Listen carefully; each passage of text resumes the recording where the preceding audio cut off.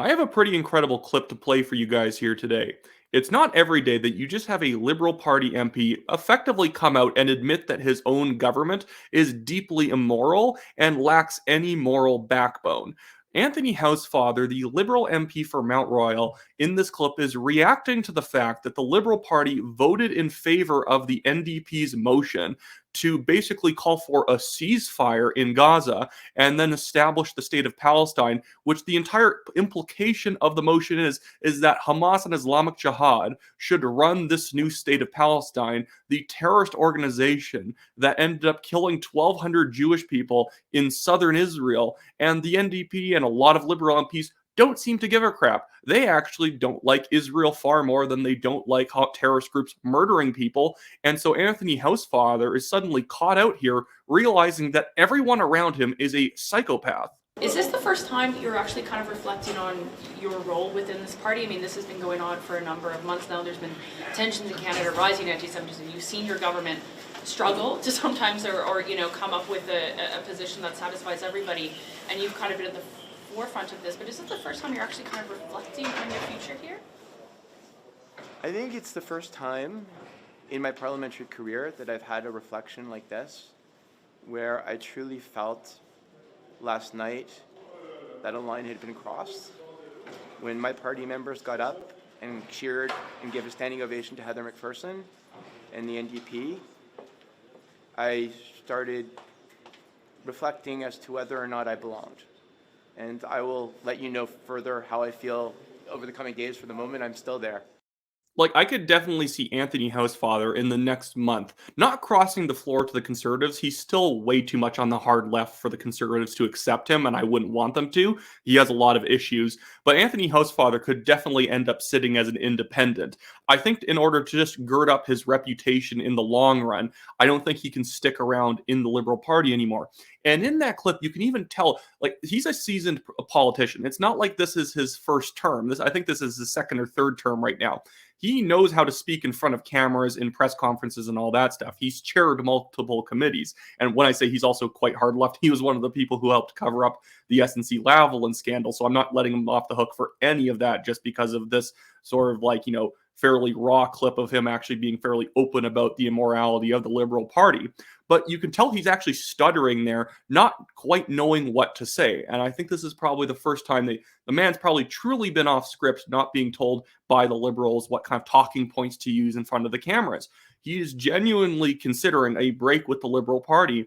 And you wonder if even him just openly musing about the fact that he might not have a place in the Liberal Party anymore is enough to have Justin Trudeau kick him out, because I guess Anthony Housefather didn't get the memo that even if you're a Jewish MP, you're supposed to stump in favor of anti-Semitic terrorist groups like Hamas, Hezbollah, and Islamic Jihad.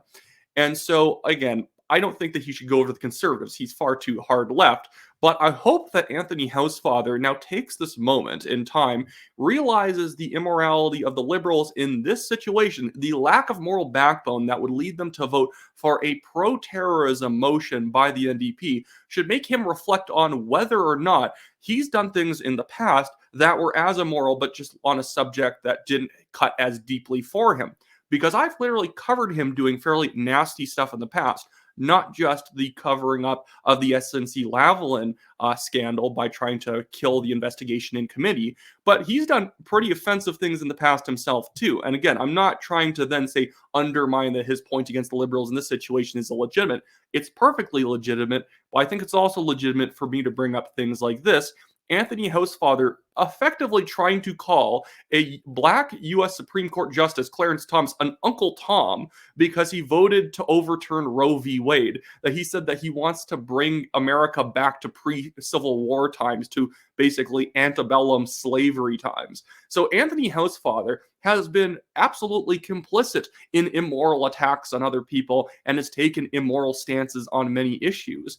And I hope that this moment of him realizing that Justin Trudeau and his party's caucus is utterly insane is going to have him maybe come back and, mea culpa for a lot of the other things that he's done in the past.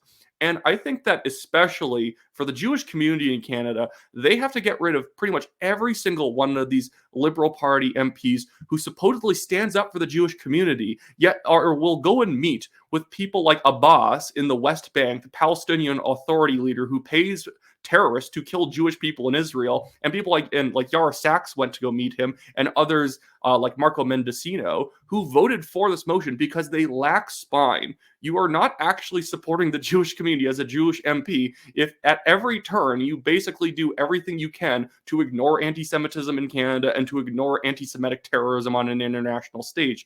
Who gives a crap that Justin Trudeau told you to do it? You actually have to have some morals at some point as an MP.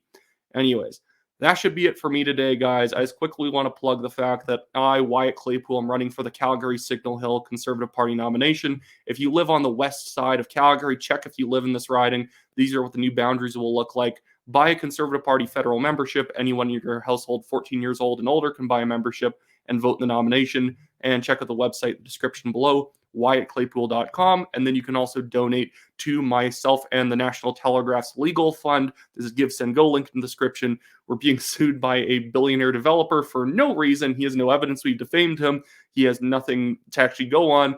Our entire article where he was mentioned in it a couple times, everything about him was based off of Globe and Mail report or public donation information that we get from Elections Canada. But I guess that we still have to be sued into the floor by this guy. But any money you can contribute really helps us out. I've paid more than $26,000 into defending us. So even giving us $50 really helps lower the burden of costs on the team. Anyways, that should be it for me today, guys. Have a good one.